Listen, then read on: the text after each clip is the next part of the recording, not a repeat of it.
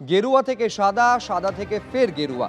Academy of fine আর্টসের বারবার রং বদল নিয়ে কি বলছেন শ্রমিক ভট্টাচার্য, দেখুন।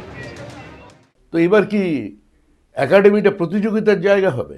আমরা চাই না সব জায়গায় গেরুয়া রং লাগাতে, কারণ গেরুয়া ত্যাগের প্রতীক, তিতিক্ষার প্রতীক, ভারতীয় সংস্কৃতি ঐতিহ্যের বহমানতার প্রতীক। যেখানে সেখানে গেরুয়ার ব্যবহার করা যায় না। তারা করেছেন আমি খবর নিচ্ছি, কিন্তু ক্রিয়া করলে প্রতিক্রিয়া হয়ে গেছে। শ্রমিক ভট্টাচার্যের উপর হামলা, অভিষেক বন্দ্যোপাধ্যায়ের নামে থানায় অভিযোগ। ডায়মন্ড হারবার থানায় অভিযোগ দায়ের বিজেপি নেতা অভিজিৎ দাস ববি। অভিষেক বন্দ্যোপাধ্যায় সহ ৭৯ জনের বিরুদ্ধে অভিযোগ দায়ের। গত ২০২০ সালের ৬ই অক্টোবর ডায়মন্ড হারবারের শ্রমিক ভট্টাচার্যের উপর হামলার ঘটনা ঘটে। স্রোতের পাল মোড়ে শ্রমিক ভট্টাচার্যের গাড়ি ভাঙচুরের অভিযোগ। হামলার ঘটনায় অভিষেক বন্দ্যোপাধ্যায়ের ঘনিষ্ঠ লোকজন জড়িত ছিলেন, অভিযোগ বিজেপি নেতার। অভিষেক বন্দ্যোপাধ্যায়, পিএ সুমিত রায়, জাহাঙ্গীর খান সহ মোট ৭৯ জনের বিরুদ্ধে অভিযোগ দায়ের।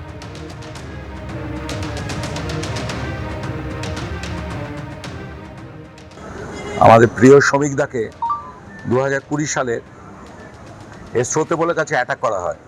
কোনো মামলায় সে সময় করেনি পুলিশকে কমপ্লেন করা হয়েছিল। আমি নিজে কথা বলেছিলাম এসপির সঙ্গে, কিন্তু ৬-১০-২০২০ ঘটনাতে কোনো কমপ্লেন দায়ের হয়নি এবং কাউকে অ্যারেস্ট তো দূরের কথা।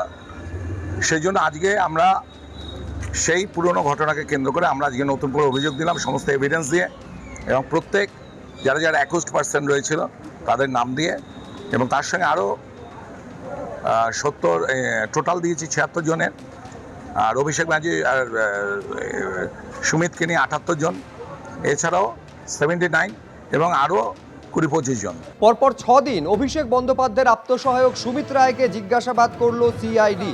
শালবনী জমি দুর্নীতি মামলায় আগামীকাল ফের তাকে তলব করা হয়েছে বলে জানা যাচ্ছে। এই নিয়ে প্রায় ৫০ ঘন্টার দীর্ঘ জিজ্ঞাসাবাদের মুখোমুখি হতে হয়েছে সুমিত রায়কে। গত ৬ দিনে প্রায় ৫০ ঘন্টা তিনি জিজ্ঞাসাবাদের মুখোমুখি হয়েছেন।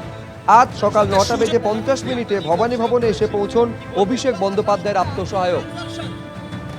কি বলবেন? এই টাকা কোথায় আছে? এই টাকা কোথায় খেটেছে? আপনার সঙ্গে কি আজকে মুখোমুখি জেরা হয়েছিল? কিছু জিজ্ঞাসাবাদ করলো আপনাকে মুখোমুখি? আগামীকালও কি একই মামলা না কেন্দ্রের মামলা?